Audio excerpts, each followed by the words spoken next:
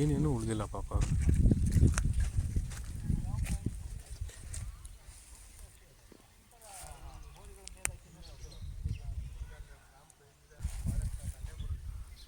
ಎಲ್ಲ ನಾಶ ಆಗಿದೆ. ಇನ್ನೇನು ಬರಬೇಕಿತ್ತು.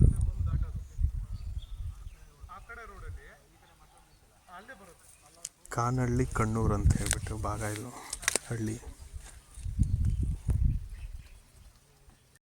ಹಾಗಾಗಿ ರೈತಾಪಿನೇ ಬೇಡ, ಸಾಲ ಮಾಡ್ಕೊಂಡು ಬಡ್ಡಿ ಕಟ್ಟಕ್ಕೂ ಆಗಲ್ಲ, ಬ್ಯಾಂಕ್ಗಳಿಗೆ ಜನರಿಗೆ ಬಡ್ಡಿ ಕಟ್ಟಕ್ಕೂ ಆಗಲ್ಲ. ಹಾಗಾಗಿ ರೈತಾಪಿನೇ ಭಾಳ ಕಷ್ಟ ಆಗ್ಬಿಟ್ಟಿದೆ. ಈಗ ಪಾಪ ಹೆಂಗಂದ್ರೆ ಬೆಳೆ ಬರುತ್ತೆ ಅನ್ನೋ ನಿರೀಕ್ಷೆಯಲ್ಲಿ ಹೆಣ್ಣು ಮಕ್ಕಳು ಆಭರಣನೆಲ್ಲ ಇಟ್ಟು ಯಾವುದೋ ವೃತ್ತಿಗೂ ಈ ವೃತ್ತಿಗೂ ಭಾಳ ಕಷ್ಟ ಇದೆ ಸರ್. ನಾವು ಬೆಳಗ್ಗೆ ಹೋದ್ವಿ, ಸಂಜೆ ಬಂದ್ವಿ, ನಮಗೆ ಸಂಬಳ ಸಿಗುತ್ತೆ ಅನ್ನೋದು ಇಲ್ಲ ಸರ್ ಇಲ್ಲಿ. ರಾತ್ರಿ ಆಗಲು ಎಷ್ಟೇ ದುಡಿದ್ರು ಮತ್ತು ಕೈ ಸಿಗೋ ಟೈಮಿಗೆ ನಾವು ಕಳ್ಕೊಂತ ಇದೀವಿ.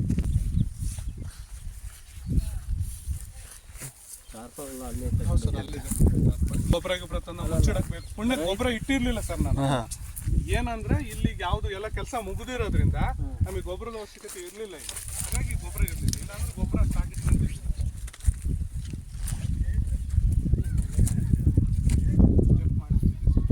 ಸಸಿಗಳು ಸಿಕ್ಕಂಗೆ ನಮ್ಮದೇ ಇತ್ತ, ಸ್ವಲ್ಪ ಸ್ಟೆಪ್ ಹಚ್ಕೊಂಡಿದ್ವಿ.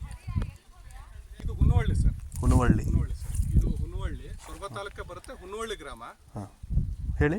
ಇದು ಸೊರಬ ತಾಲೂಕಲ್ಲಿ ಹುನವಳ್ಳಿ ಗ್ರಾಮ ಸರ್. ಇದು ಹುನವಳ್ಳಿ ಗ್ರಾಮದಲ್ಲಿ ಇದು ಇಂಡುವಳ್ಳಿ ಗ್ರಾಮ ಪಂಚಾಯತಿಗೆ ಬರುತ್ತೆ ಸರ್.